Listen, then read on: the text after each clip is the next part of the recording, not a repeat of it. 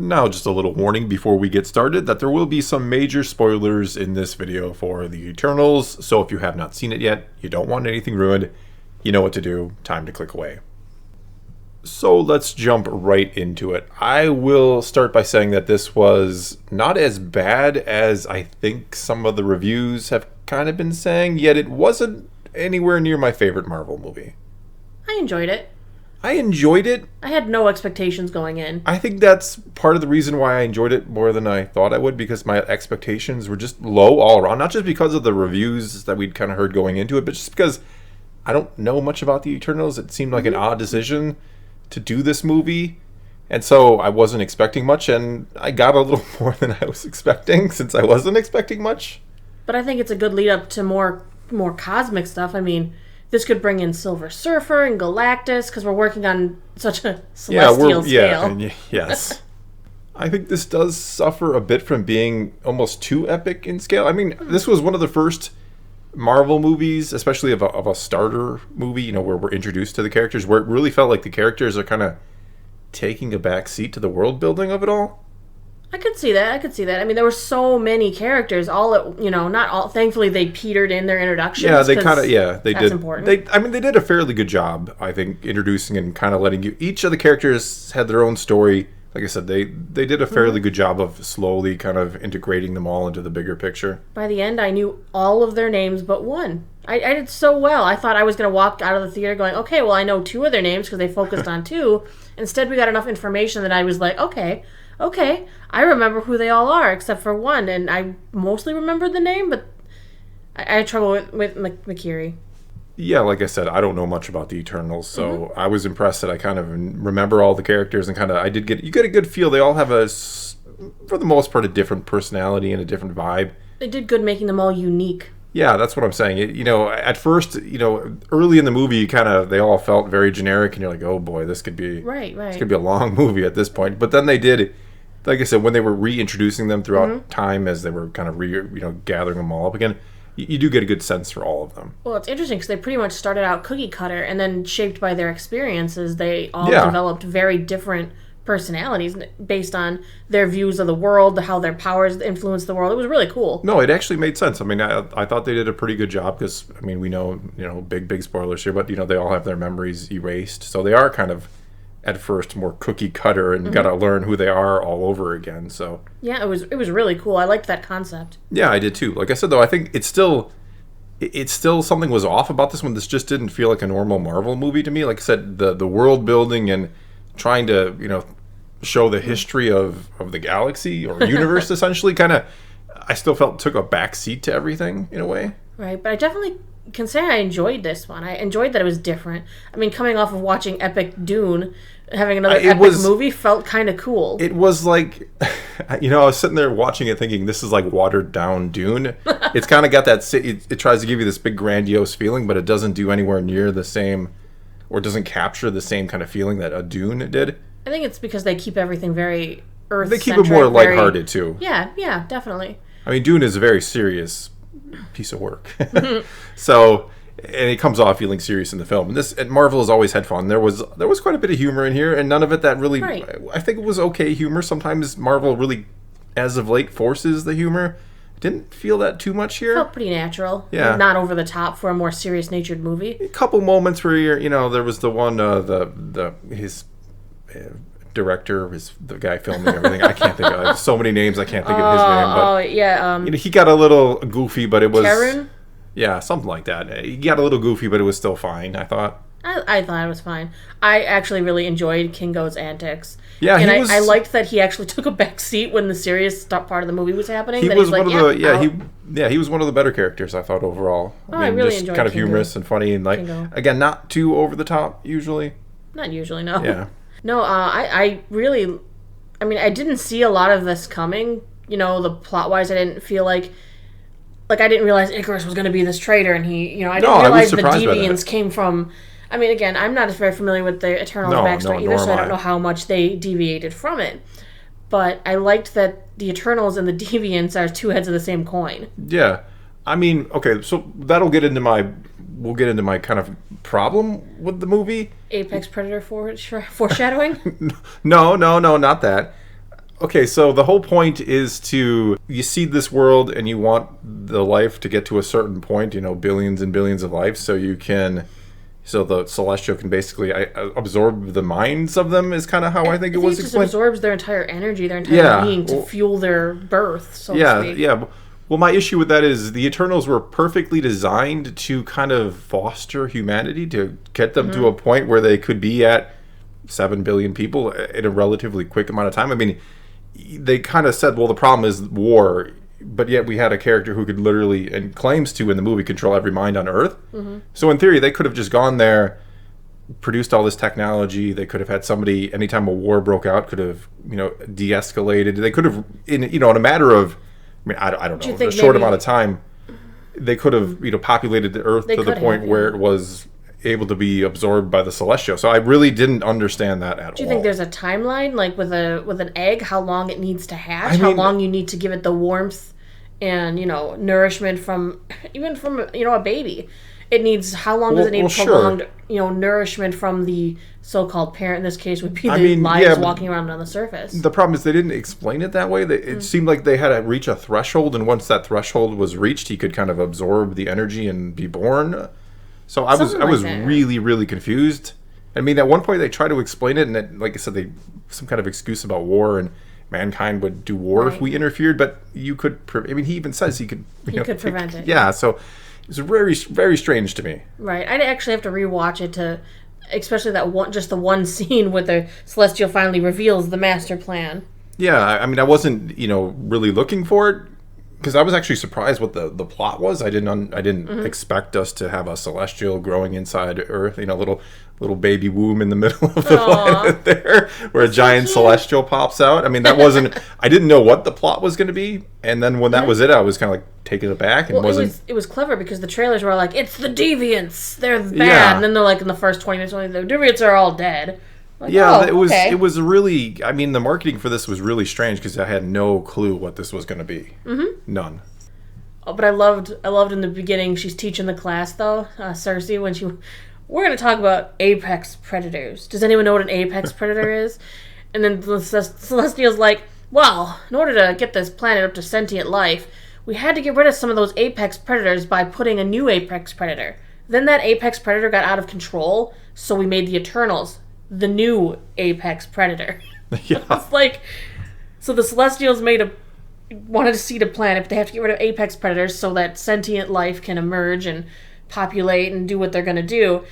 They send out an apex predator to get rid of the apex predators, then go, oh, darn it, that apex predator's a problem. New apex predator. So now that these Eternals are a problem, are they going to make another? Is that where Galactus gets to come in? He's the one who has to end the world because the Eternals are messing it all up? Yeah, I'm ready for Galactus after seeing. Just the scale of the Celestials was awesome. I'll say that. The special effects on this I thought were incredible. Like I said, loved how the Celestials looked. It just, when at the very end when he appears in kind of the sky and you're like, holy crap, that guy's huge. I want to know what the Avengers all think. What are the superheroes of Earth thinking? I know, like there's now this stone being in the ocean this somewhere. Marble monolith? Yeah, basically. It just kind of appeared overnight. Right. And goes along with the seismic activity. Face in the sky? Yeah. I mean, that's kind of I was really hoping the post-credit scenes would deal more with that. Instead, they were both, we had the Black Knight teased at the very end. Oh, yeah. I was waiting the whole movie. I was like, where's my Black Knight? Yeah. Because I think Kit Harington is a good actor. Oh, I love Jon Snow. Oh, one of my favorite characters. Hey, he was in Resident Evil, Silent Hill 2, and I liked him in that. You would, too. Yeah. Quite, you. Sorry.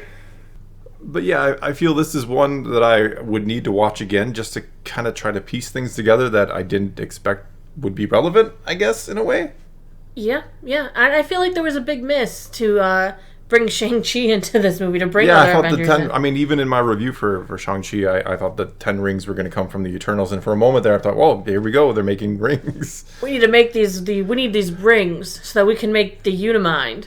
Well, it might still be other Eternals made some rings, because it would make sense if they made the rings in the present, because they've, he's had them forever. I thought they were going to have to, he was just going to build something to find the rings, and it would lead him to Shang-Chi, because I was like, oh, you're looking for magic rings, eh? Rings that in Shang-Chi they said, these are very, very old. They predate anything we can figure out. Don't know what kind of metal they're made from. We don't know what they're made of. They're transmitting a beacon. I was like, oh my gosh! Yeah. And then they dropped it. And I was like, what? Yeah, that was another kind of weird thing, how they mind meld apparently when the Celestial is born, and that's how they survive it. Well, it makes sense in a weird way. Yeah, a lot of really convenient things happen. You recycle your Eternals. Apparently. Doesn't make sense just to keep blowing them up. But then how do you, like they were debating for parts of the movie, how do you make that choice? We let the Celestial be born, this entire planet, all the inhabitants are gone. We don't let the Celestial be born, he will not create a sun and foster life in another whole new galaxy even. Well, I just, it's one of those things where it's like, I feel like there's a better way to do this. It's just, I don't know. That's why they put a time limit in, because if they would have known millions of years ago like Ajax did, then maybe they could have come up with a solution, a better choice. They could have started let's figure out this plan on how to get the people off this planet before it destroys it. I don't know. But you need the people to fuel the birth or whatever. I don't know. So it's really kind of a strange... But there had to be something that they could have thought of over all of that time, but Ajax didn't give them that time.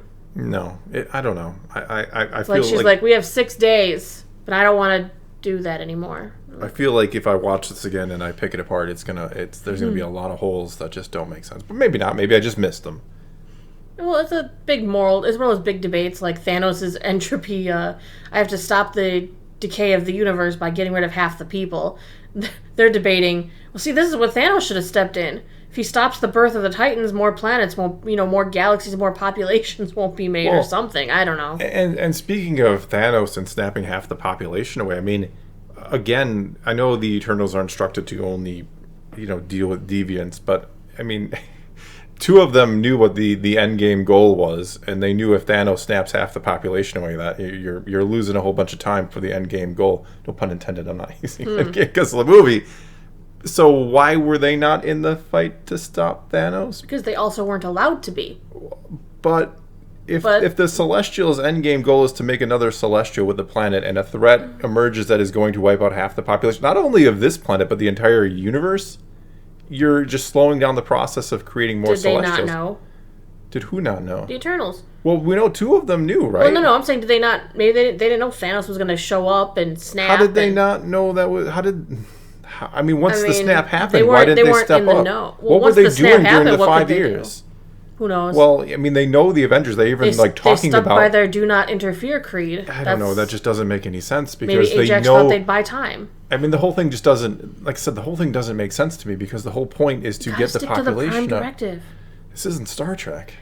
But they did for years and years and years. They stuck to exactly what they were supposed to be doing and not interfering. But why were they not supposed to interfere? That is my whole question. If the point of the Earth became to seed a new Celestial, then why are we not doing everything to facilitate that? Why are we still not interfering when, again, 2 of them knew and were on board? Maybe there's some sort of a timeline that has to be fulfilled.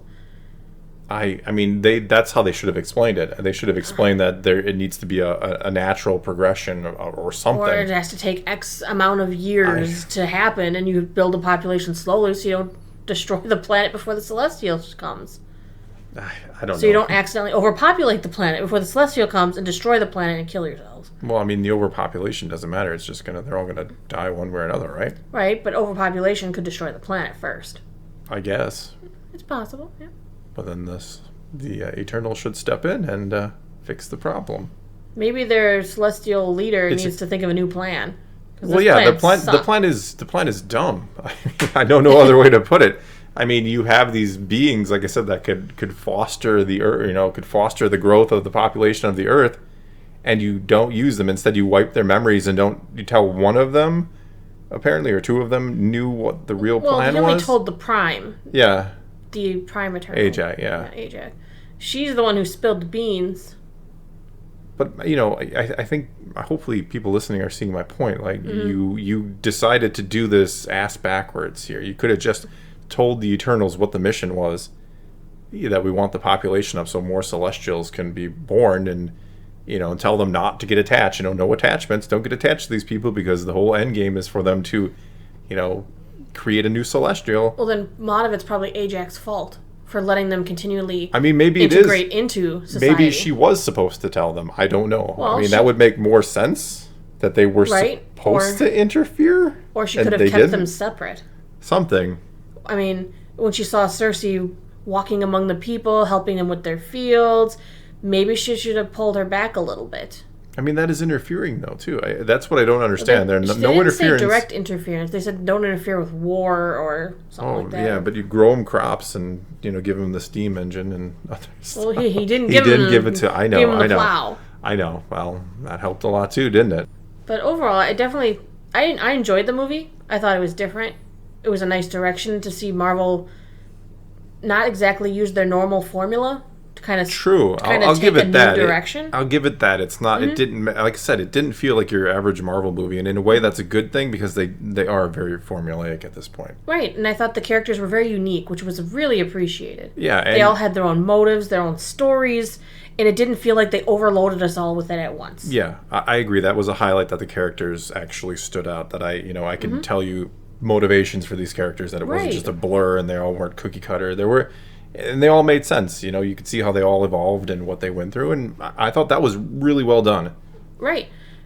Except for Icarus. He didn't really have much personality. He was Well, he was devoted. He was devoted. He was there to do a mission, and that was it. That's what made him more of the blank slate. Yeah. And she needed that out of all of them in order to fulfill the plan without getting attached. Yeah. Which, again, I don't know why you just don't. Right. I don't know. I don't know. Maybe someone in the comments saw something, or will tell me in the comments what you saw that I'm missing. Of course, we've only seen it once, so... Yeah, and I didn't see, like I said, I didn't know what the plot was going to be. I didn't see the twist with Icarus being on, on the wrong side or the right side, depending on whose point of view you're looking at here. So, I'll give him credit for that, too. I didn't see that coming. Mm-hmm. So maybe I just completely missed something. But right now, I'm baffled as to why you don't just send the Eternals there to bring up the population, to advance the species, and then you... It's probably like 600 deleted scenes we're missing. Could be. It's a long movie. Just a little bit more. Yeah. I felt like it could have used a little bit more. Not that it didn't feel long, but I feel like there was something missing here that we could have learned a little bit more, understood a little bit more. Well, I was sad because, and this is probably an Easter egg I missed, McCary. You didn't get her much during the movie.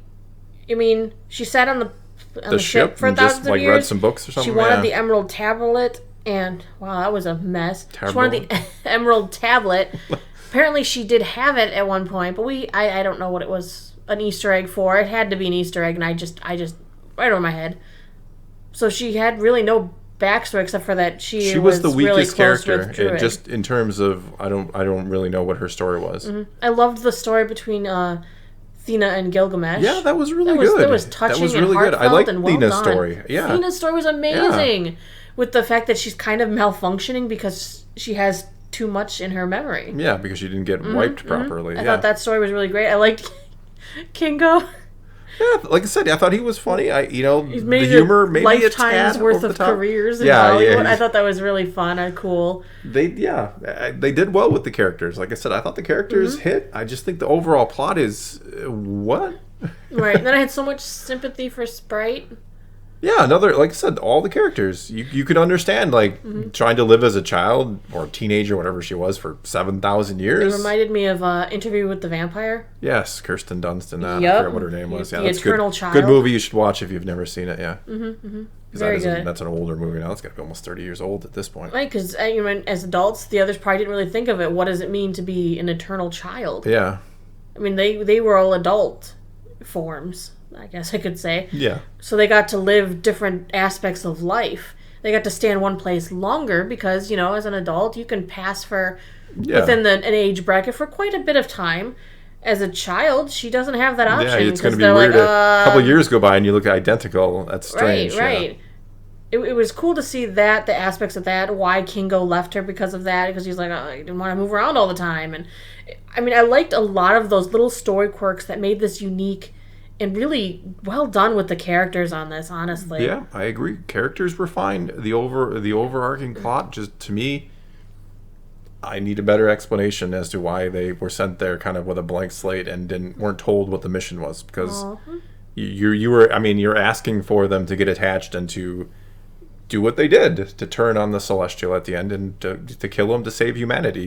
You're begging them to do that by, I mean, maybe we'll figure out, when this continues, because we saw at the end they're going to be tried, essentially, it sounded like. Sort of. I wasn't sure exactly. Yeah, I was kind of confused on that. Because he said, he grabbed them off the planet and said that their actions, killing the Celestial, would save the planet. Yeah, and then he wasn't going to kill the planet. I won't kill the planet. But then he was like, but I'm going to look through your memories to find out if humanity was worth it. Yeah, so... So was he saying if humanity wasn't worth it, he's going to come back and kill them? Kill humanity? That way, yeah. Even though he just said he was going to spare them? Or is he just talking about, was it worth it? Did you guys make the right call? Am I going to just kill the Eternals or get rid of them or wipe them or something? So, I mean, maybe, like I said, when this story continues, wherever it does, I don't know if there's going to be an Eternals 2. I just heard that there wasn't going to be, or that they didn't think there was going to be. The Eternals will be back, just not in what respect, What form, yeah. So I don't know if it'll make more sense when we hear later on that maybe it is like a type of test to see if, I don't know, maybe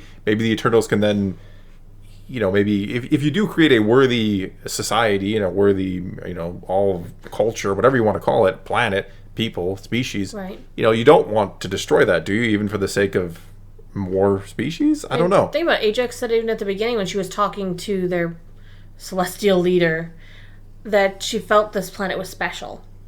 Yeah. So, I mean, I guess maybe it is a type of test that if the Eternals are willing to sacrifice a Celestial for a species, then we take a closer look at the species, I guess. I want to know if they'll ever get into that. Maybe Earth is special. I mean how many Infinity Stones just happen to end up here? How many people's superpowers just randomly crop up here?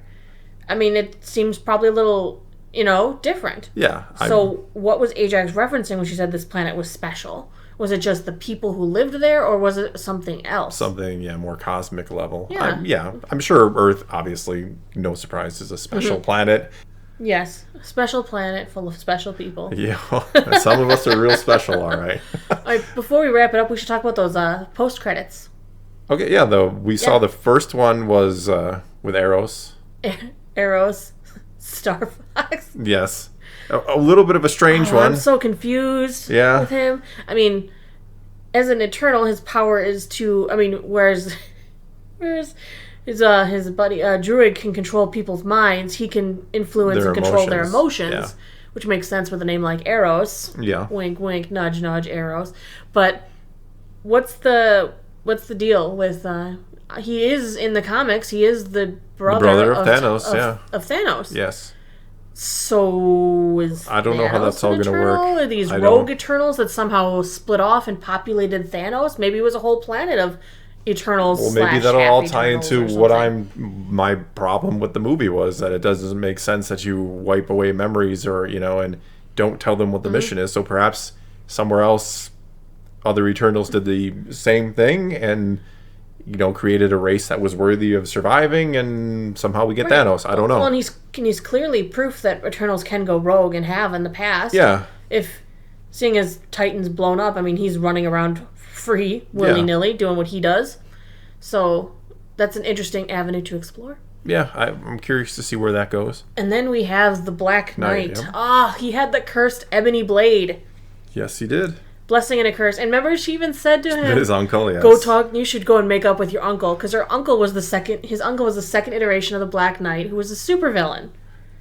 So he got the ebony blade from him and was about to forge his bond with it when you heard good old Nick Fury asking if he really wanted to do that. Was that Nick Fury? It sounded like Samuel L. Jackson to me. I don't think that was. I'll have to look on the internet. I mean, we just come home and record these. We haven't even discussed this amongst ourselves. That's basically what we would normally just discuss this, but we wouldn't record it. That's how it used to be. It was a quiet car ride home. I know, we refuse to talk about it. It's kind of awkward in a way. As soon as we start going on and on and on, and then which is 25 minutes later. I think we've been recording this and. Right, which this would have all happened on the car ride home, and then we wouldn't have had it for you guys. Yeah, and then we would have got to try to record. We would have sat down to record this, and we would have just stared at each other like... Yeah, what do you want to talk about? Yeah, didn't we just talk about everything? I liked the music. It wasn't it super was all right. standout. It was all right. I almost liked that it was more subdued for this one because of the epic nature, and they weren't trying to go crazy. It's rare that Marvel music sticks out to me. I mean, it'll have like one good theme, and then the rest of it. I mean, it's no Star Wars where John Williams is producing a masterpiece for every scene, and I don't expect it to be, but I don't know. Marvel music, it tends to just not leave an impression on me, which is sad because I think it's one of the aspects of Marvel that I think could be better. I wish was better. I mean, this is the same guy who brought us on one of the Iron Man soundtracks. And also not very memorable. Yeah. Don't give me that look. Wow. I know you are big into the soundtracks. I'm huge into soundtracks. I know you are. Huge. I am too. Give me the OSTs. I love a good soundtrack. I mean, I sit here and listen to Star Wars, John Williams, day in and day out while I'm working, so don't tell me I don't like my soundtrack. I have 13 hours of soundtrack music on a playlist on my computer. At least, yeah. And generally it's usually only one, possibly two songs per movie. Song.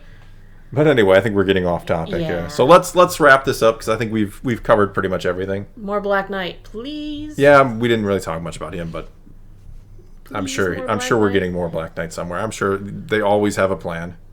And I'm thankful for it. That's the one thing with Marvel. If they show it to you, more than likely it's going to come to fruition somewhere. I give them credit for that. Oh God, I don't want them to bring Howard the Duck back. Why not? They showed it to us, and I don't want it. I think that was just an Easter egg. What are they going to bring us, Adam? I don't know. I think Adam Warlock was in. I think the next Guardians of the Galaxy movie, right? Isn't he? I don't know. I haven't read much about that one. I don't know. I'm the one who stays away from. I'll watch a trailer, but other than that, I close myself away from the internet because I don't want anything to ruin a movie for me. I want it going as pure as I can to get a good judgment for myself. Yeah, I tend to but I don't really go out of my way for Marvel news and rumors so much as like I do for Star Wars because I do like to be surprised. I do love to talk about it. I love Marvel. I've been reading comic books, been reading Marvel comic books since the early 90s when I was a kid. So, I mean, I'm more of an X-Men and Thor guy, but that's why I don't know much about the Eternals. I never picked up an issue back in the day. I have a little bit of everything, but Eternals is you Spider-Man. Yeah, Spider-Man. You have an amazing Spider-Man collection. That is pun intended. You have a very nice, amazing my stories from with my dad. All my memories with my dad from in my childhood are Marvel. He would tell me stories from the comic books from when he read them. So most of the time when I know a character, it's because he told me it as a story. So I have him to thank for that. Yes. All right, so let's wrap it up. We're going to give it a score here. Yeah. Out of 10 hammers. I don't know. I don't think we've really decided a scale yet, but let's say out of 10 hammers. Okay, you go first. I'm going to give it a 7. I want to give it more. Like I said, there are aspects I like, but I still feel like I am either missing something or it was very poorly done explaining this. I'm actually going to give it an 8 based on characterization alone. Okay, that's fine. I won't They argue against that. did such a good job with introducing so many characters and making each one of them memorable to me for, their actual stories. For me walking out of there and remembering all the Eternals' names. The characters were fine. I thought the characters were good. I still have my issues with the story. Right. Hopefully they will eventually explain more of that so that it's a possibility. Those issues are out of your mind. It's a strong. I mean, I don't know about a strong possibility, but it's certainly a possibility given what we saw in the post credits scene there, or mid credits scene technically. True, but yeah, I'm gonna stick with my 8. I actually enjoyed it a lot more than I thought. I mean, going into that, I was almost like, "Do you want to just cancel the tickets?" And I know we were both this afternoon. We were like, do we really want to see this tonight? The answer turned out to be, Yeah, and then we went and we're like, oh, yeah, I like that. Yeah, it's fine. It's fine. It was good. It's still towards the lower end, but anyway, that's all we got for you this time. Yep. Now it's time for you to take to the comments below. Tell us what you thought of the Eternals. Tell us what you thought of what we thought of the Eternals. Tell me if I am missing something and it all makes sense, or tell me if I'm right and this just doesn't make sense. Either way, leave those comments below. And until next time. Excelsior! Thanks for watching.